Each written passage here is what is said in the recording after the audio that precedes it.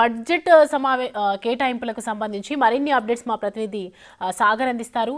సాగర్, ఎన్నో ఏళ్లుగా రైల్వే లైన్లు కూడా ఆగిపోయి ఉన్నాయి. రైల్వేకి సంబంధించి కూడా అడుగు ముందుకు కూడా పడలేని పరిస్థితి మనం చూస్తూ ఉన్నాం. మహర్దశ పడుతుందా లేదా అనే దాని మీద ఇప్పుడు అందరు వెహికల్ వేచి చూస్తున్నాయి. సో ప్రజెంట్ ఎలా ఉండబోతుంది?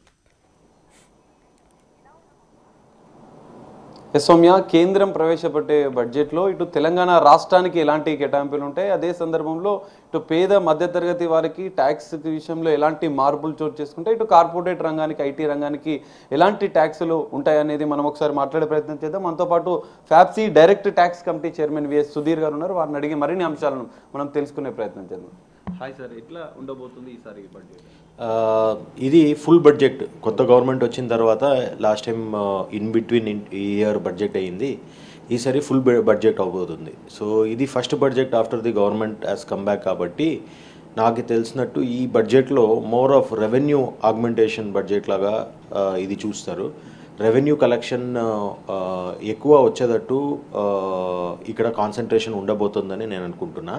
లాస్ట్ టైం బడ్జెట్లో మనము మధ్యతరగతి వాళ్ళకి income tax slab rate change అవుతుందని ఎక్స్పెక్ట్ చేశాము. అది కాలేదు. సో అందులో ఒక 5 lakhs ఇప్పుడు వరకు ఎగ్జంప్షన్ ఉండదు, 6 lakhs వరకు వెళ్ళొచ్చని నేను ఎక్స్పెక్ట్ చేస్తున్నా. ఎందుకంటే కొంచెం మధ్యతరగతి వాళ్ళకి ఒక సపోర్ట్ అనేది రిక్వైర్డ్. మనము ఫెడరేషన్ను తర్వాత వేరియస్ ఆర్గనైజేషన్ ఇంకా ఈ ఇండివిజువల్ ట్యాక్సేషన్ని రిమూవల్ చేయాలన్నది ప్రపోజల్ చెప్పాము. ఎందుకంటే నంబర్ ఆఫ్ అసెసీస్ ఎక్కువ అవుతారు ఇండివిజువల్ ట్యాక్సేషన్లో. Salaried employees numbers are in lakhs, కానీ corporates are in few thousands. So ఆ కార్పొరేట్ వాళ్ళకి థౌజండ్స్లోనే ట్యాక్స్ కలెక్షన్ అని చేస్తే అడ్మినిస్ట్రేషన్ ఈజ్ అన్నది అవుతుంది. Lakhs of people returns file చేయడము, ఆడిటర్ ఫీజ్ ఇవ్వడము, అలాంటి ఇబ్బంది లేకుండా ఉంటుంది. ఆ రెవెన్యూ ఏదుందో అది మనం కార్పొరేట్స్ వలన వాళ్ళు గవర్నమెంట్కి రికవర్ అవుతుంది.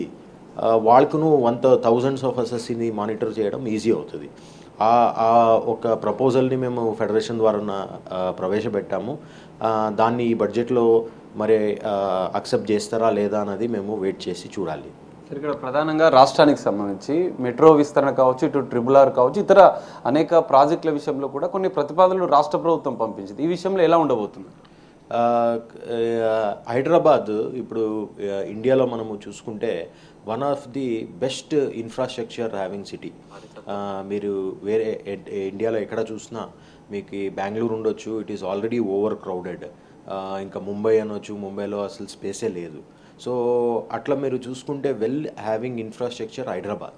సో హైదరాబాద్ని నెగ్లెక్ట్ చేయడం అన్నది I don't think so central government ఆలోచిస్తుంది.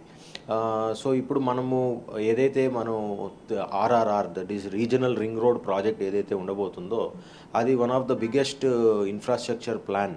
అలాంటి ప్లాన్ను వేరే ఏ సిటీలోనూ చేయలేదు. సో ఇది ఒక ఫ్లాగ్షిప్ ప్రాజెక్ట్ అవ్వబోతుంది. ఇన్ఫ్రాస్ట్రక్చర్ అన్నది హెల్ప్ అవుతుంది. మెయిన్గా ఏంటంటే లాజిస్టిక్స్ ఫర్ గుడ్స్ కారిడార్, ఏదైతే గూడ్స్ కారిడార్ మాట్లాడుతున్నారో దాన్ని సింకింగ్గా ఆర్ఆర్ఆర్ ఉండబోతుంది. సో నాకు చూసినట్టు ఆర్ఆర్ఆర్కి ప్రాజెక్ట్స్ కొంత ఇవ్వచ్చేమో అని ఎక్స్పెక్ట్ చేస్తున్నా. బట్ పొలిటికల్గా ఎలా ఉంటుందో మనము చెప్పలేము. అది ఒకటి. రెండోది మెట్రో రైల్. సో మెట్రో రైలును మనకి which is required for the urban living. ఇప్పుడు ఆల్మోస్ట్ ఆల్ సిటీస్ మెట్రో వస్తుంది. Central government metro is favourite project. Almost all సిటీస్లో central government is funding the metro. So Hyderabad metro also for the further expansion ఉండబోతుంది అని expect చేస్తున్నాం. తర్వాత మూసీ ఒక local project అది. So మూసీకి ఎంతవరకు సెంట్రల్ గవర్నమెంట్ ఇంకా సపోర్ట్ రాబోతుందో అది అంత చెప్పలేము. మూసీకి ఒకవేళ సెంట్రల్ గవర్నమెంట్ ఇంట్రెస్ట్ ఉండకపోవచ్చేమో అని అనుకుంటున్నాను.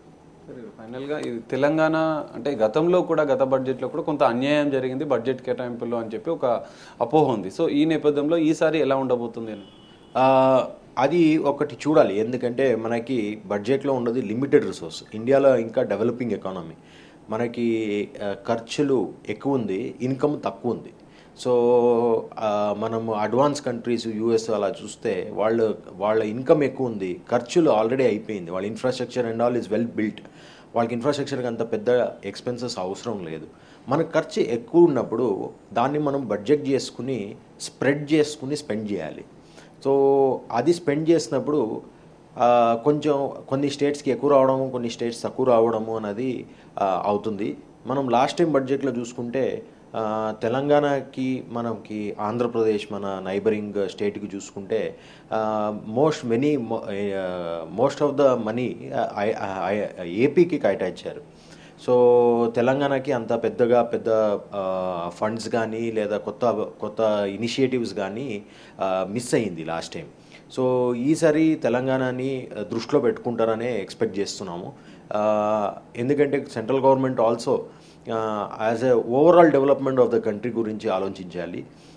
సో దానివల్ల ఈసారి తెలంగాణ గవర్నమెంట్కి తెలంగాణ రాజ్యానికి కొంత ఫండ్స్ కొన్ని ఇంపార్టెంట్ ప్రాజెక్ట్స్ వస్తుందని ఆశిస్తున్నాం. సార్, మధ్యతరగతి వాళ్ళకి ఊరట లభించే అవకాశం ఉందా? ఎందుకంటే ప్రతిసారి ట్యాక్స్ విషయంలో కావచ్చు, ఇతర విషయంలో పన్నుల భారం కావచ్చు, మధ్యతరగతి వారికి అనేక రకాల ఇబ్బందులు ఎదురవుతున్నాయి. సో ఈ నేపథ్యంలో ఈసారి బడ్జెట్లో ఏమైనా ఎక్స్పెక్ట్ చేయొచ్చా వాళ్ళకి ఊరట? ఈసారి బడ్జెట్లో నేను ఎలా చూస్తానంటే మధ్యతరగతి రెండు రకాల ట్యాక్స్ మధ్యతరగతి పే చేస్తారు. ఒకటి డైరెక్ట్ ట్యాక్స్, దట్ ఈజ్ మన ఇన్కమ్ ట్యాక్స్. ఎవరైతే ఇన్కమ్ వస్తుందో 5 లక్షల మీద ఎవరికైతే ఇన్కమ్ వస్తుందో వాళ్ళు ట్యాక్స్ పే చేస్తారు. ఇంకొకటి తెలియకుండా ప్రతి ఒక్కడు, ఒక రైతు ఉండొచ్చు, ఒక లేబర్ ఉండొచ్చు, లేదా ఒక సాఫ్ట్వేర్ ఎంప్లాయీ ఉండొచ్చు, అందరూ ఇండైరెక్ట్ ట్యాక్స్ పే చేస్తారు. అది ఏంటంటే జిఎస్టీ. మనం రెస్టారెంట్కి వెళ్ళినా, ఒక ఫ్లాట్ కొనుక్కున్నా, లేదా ఒక మెడిసిన్స్ కొనుక్కున్నా ప్రతి ఒక్క దాని మీద జిఎస్టీ ఉంది. సో ఈ జిఎస్టీ మనం ఖర్చులో ఏదైతే జిఎస్టీ పే చేస్తున్నామో ఈ జిఎస్టీ మనం ఇన్కమ్ ట్యాక్స్ కన్నా ఎక్కువ పే చేస్తాం. మనం మొత్తం మన ఖర్చుల్ని మనం అనలైజ్ చేసి చూస్తే ఆ ట్యాక్స్లో ఎక్కువ ఉంటుంది, ఇన్కమ్ ట్యాక్స్ కన్నా ఎక్కువ ఉంటుంది. సో మధ్యతరగతికి బెనిఫిట్ చేయాలంటే the benefit can be done by reducing the GST rates. కానీ ఆ రేట్ ఫిట్మెంట్ కమిటీకి ప్రపోజల్ అయితే ఉంది కి జిఎస్టీ రేట్స్ ఏ దాని మీద తగ్గించాలని. రేట్ ఫిట్మెంట్ కమిటీ ఏది ఇంకా క్లియరెన్స్ లేదు. అందుకనే ఈ బడ్జెట్లో జిఎస్టీ రేట్ మార్పులు ఎక్కువ ఉండకపోవచ్చు. దాన్ని నెక్స్ట్ కౌన్సిల్ మీటింగ్లో పుష్ చేసి తీసుకుని వస్తే అప్పుడు మధ్యతరగతికి హెల్ప్ అవుతుంది. మధ్యతరగతికి ఈరోజు కావాల్సింది ఏంటంటే, మేము ఒక ఫ్లాట్ తీసుకుంటే ఫ్లాట్ మీద 5% జిఎస్టీ, మనం రెస్టారెంట్కి వెళ్ళి తింటే దాని మీద 5% జిఎస్టీ. చూసేదాన్ని 5% తక్కువే ఉండొచ్చు, కానీ వాల్యూ వైజ్ ఎక్కువ. ఏదైనా ఒక middle class family 60 to 70 lakhs flat కొనుక్కున్నాలంటే దాని మీద 3 to 4 lakhs జిఎస్టీ పడుతుంది. సో ఆ వాల్యూ ఈజ్ ఎక్కువ అవుతుంది. సో దీన్ని దృష్టిలో పెట్టుకుని ఇలాంటి మధ్యతరగతికి కావాల్సిన basic need which may be essential, దాన్ని జిఎస్టీ రేట్ తగ్గిస్తే మధ్యతరగతికి వెళ్ళిపోతుందని అనుకుంటున్నాను. Thank you sir. సో ఇది పరిస్థితి. ఇటు హైదరాబాద్ సంబంధించిన నగరానికి అభివృద్ధికి కూడా కేంద్రం బడ్జెట్ కేటాయించాల్సి ఉంది. గతంలో తెలంగాణ రాష్ట్రానికి అన్యాయం జరిగిన నేపథ్యంలో కూడా ఈసారి తెలంగాణ రాష్ట్రానికి బడ్జెట్ కేటాయించాల్సిన అవసరం ఉందని చెప్పి వారు అభిప్రాయపడుతున్న పరిస్థితి కూడా కనిపిస్తుంది. Soumya, thank you Sagar.